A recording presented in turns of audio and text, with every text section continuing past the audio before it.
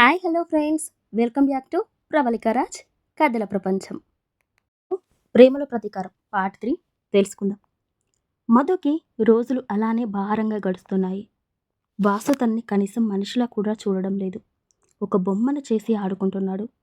పుట్టింటి నుండి కూడా వచ్చి ఎలా ఉన్నావు అని అడిగేవారే లేకుండా పోయారు. పావని మాత్రం అప్పుడప్పుడు ఫోన్ చేసి మధుతో మాట్లాడుతుంది. కానీ తను అడిగే క్వశ్చన్స్కి ఆన్సర్ చేయలేని మధు తనతో కూడా మాట్లాడడం మానేసింది. ఇంకా ఇంట్లో పనిచేసే రంగమ్మే తనకి కొంచెం సహాయంగా ఉండేది. తను మధు కష్టాన్ని చూసి చెల్లించిపోయి ఒకరోజు, ఇంత నరకాన్ని అనుభవిస్తూ ఇక్కడ బ్రతకడం అవసరమా తల్లి? ఎటన్నా వెళ్ళిపోయి కొత్త లైఫ్ స్టార్ట్ చేయొచ్చు కదా అని అడిగితే, లేదు రంగమ్మ, నేను అలా వెళ్ళలేను, నా చావైన బ్రతికైనా అది నా వాసుతోనే అని చెప్పి తనకి ఇంకా మాట్లాడే ఛాయిస్ కూడా ఇవ్వకుండా పక్కకి వెళ్ళిపోతుంది మధు. ఇక రంగమ్మ కూడా ఏం అడగకుండా తనకి ఇంటి పనుల్లో ఎక్కువ భారం పడకుండా చూసుకుంటూ ఉండేది. తనకు అంటూ ఎవరు లేని ఆ ఇంట్లో తన బాధని పంచుకోవడానికి డైరీని ఆశ్రయించింది మధు. తన ఫీలింగ్స్ అన్నీ కూడా వాసుని చూసిన మొదటి రోజు నుండి ఇప్పటి వరకు అన్నీ అందులోనే రాసుకుంది. ఇక్కడ మధు ఇలా ఉంటే మరోవైపు ఒక అమ్మాయి చేతిలో వైన్ గ్లాస్ పట్టుకొని సిప్ చేస్తూనే మరో అబ్బాయితో సన్నిహితంగా డ్యాన్స్ చేస్తుంది.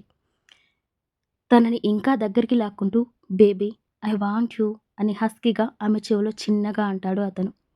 దానికి తను కూడా సరే అని ఒప్పుకొని అతనితో పాటుగా ప్రైవేట్ రూమ్లోకి వెళ్తుంది. అలా ఇద్దరు ఒక గంట పాటుగా ఏకాంతంగా గడిపి అక్కడే నిద్రలోకి జారుకుంటారు. ఇక్కడ వాసు ఆఫీస్కి వెళ్ళాడు అన్న మాటే కానీ అసలు వర్క్ మీద ధ్యాసే పెట్టలేకపోతున్నాడు. ఒక పక్క తను చేస్తున్న పని తప్పు అని తన మైండ్ చెబుతుంటే తన మనసు మాత్రం దానికి విరుద్ధంగా లతని చంపిన దానికి ఈ మాత్రం శిక్ష లేకపోతే ఎలా అని గోల చేస్తుంది. ఆ రెండింటి మధ్య పోరు పడలేక తన క్యాబిన్లో ఉన్న తన పర్సనల్ రూమ్కి వెళ్ళి వైన్ బాటిల్ ఓపెన్ చేసి డ్రింక్ చేయడం స్టార్ట్ చేస్తాడు వాసు. అలా తాగి తాగి ఎప్పటికో ఇంటికి వెళ్తాడు వాసు. ఇంట్లో మధు వాసు ఇంకా రాలేదు అని అతని కోసమే ఎదురు చూస్తూ కూర్చుంది. బయట కార్ సౌండ్ వినిపించగానే పరుగున వెళ్ళి డోర్ ఓపెన్ చేసింది. మద్యం మత్తులో ఉన్న వాసు మధును చూడగానే చుట్టేసుకుపోయాడు. మధుకి ఏం అర్థం కాలేదు. మధు అలా కన్ఫ్యూజింగ్ స్టేజ్లో ఉండగానే మధుని చేతుల్లోకి తీసుకొని వారి బెడ్రూమ్లోకి తీసుకువెళ్ళి తనని బెడ్ పైన పడుకోబెట్టి వాసు కూడా తన పైన చేరిపోయాడు. ఎప్పుడు హార్ష్గా ఉండే అతను ఈసారి సున్నితంగా ఉండడంతో మధు కూడా అతనికి సహకరించింది. మరుసటి రోజు ఉదయం నిద్ర లేచి చూసిన వాసుకి మధు ఎక్కడా కనిపించలేదు. దానితో అతను కూడా లేచి డ్రెస్అప్ అయ్యి బయటకి నడుస్తూ ఉండగా అక్కడ టేబుల్ పైన ఒక బుక్ కొన్ని పేజెస్ ఓపెన్ అయ్యి కనిపిస్తుంది. అది ఏంటా అని బుక్ని చేతిలోకి తీసుకొని చూసిన వాసుకి అందులో ఒక అబ్బాయి ఒక అమ్మాయి మెడలో చైన్ వేస్తున్న డయాగ్రామ్ కనిపించింది. ఇదేంటి, నేను ఈ చైన్ లతకి కదా వేసింది, మరి మధు ఎందుకు ఈ బొమ్మను గీసింది అని అనుకుని ఆ బుక్ తీసుకొని ఫస్ట్ నుండి చదవడం స్టార్ట్ చేస్తాడు. ఎవరు లేక ఒంటరిగా మిగిలిన నాకు నీ మాటలే ఓదార్పు అయ్యాయి. నువ్వు నాతో చెప్పిన ఆ మాటలు నేను ఎప్పటికీ మర్చిపోలేను. చెప్పినట్టుగానే ఏ రోజుకైనా నువ్వు వస్తావు అనే చిన్న ఆశతోనే బ్రతుకుతున్నా. అది చదివి మరో పేజీ తిప్పాడు వాసు. వాసు, నువ్వు విదేశాలకి వెళ్ళిపోయావు కదా, నీకు నేను గుర్తున్నానా అసలు?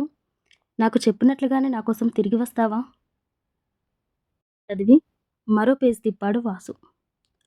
నా జీవితంలో ఎప్పుడూ సంతోషం అనేది లేదు. పుట్టగానే అమ్మని కోల్పోయాను.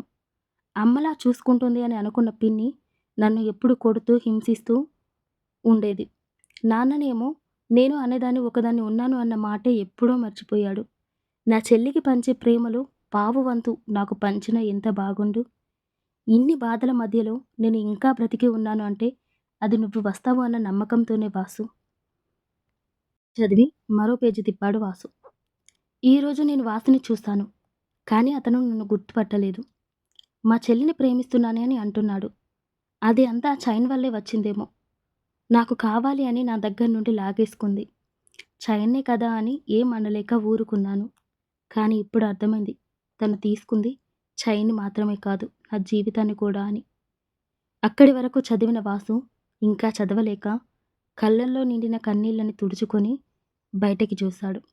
అక్కడ ఎవ్వరూ లేకపోవడంతో ఆ బుక్‌ని తీసుకొని వెళ్ళి అతని పర్సనల్ రూమ్‌లో దాచేసి రెడీ అయ్యి బయటకు వచ్చాడు. మనిషి అయితే అక్కడి నుండి వచ్చాడు అన్న మాటే కానీ, మనసు మాత్రం అక్కడే ఆగిపోయింది. వచ్చి డైనింగ్ టేబుల్ దగ్గర కూర్చోగానే మధు వచ్చి టిఫిన్ వడ్డించడం మొదలుపెట్టింది. ఎప్పుడూ లేనిది వాసు మధు చేయి పట్టుకొని, "నువ్వు కూడా కూర్చొని తిను మధు" అని అన్నాడు. అతను నోటి నుండి విన్న తన పేరుకే ఎంతో మురిసిపోతూ, మాటలు రాక అలా బొమ్మలా తల ఆడించి, అతను చెప్పినట్టుగానే తను కూడా వడ్డించుకుంది. మధు డైరీ చదివిన వాసు మారిపోతాడా? మధు పైన పంతాన్ని వీడి మధుని బాగా చూసుకుంటాడా? నెక్స్ట్ పార్ట్‌లో తెలుసుకుందాం. Thank you for listening all. Please like and subscribe my channel. Thank you all. By by.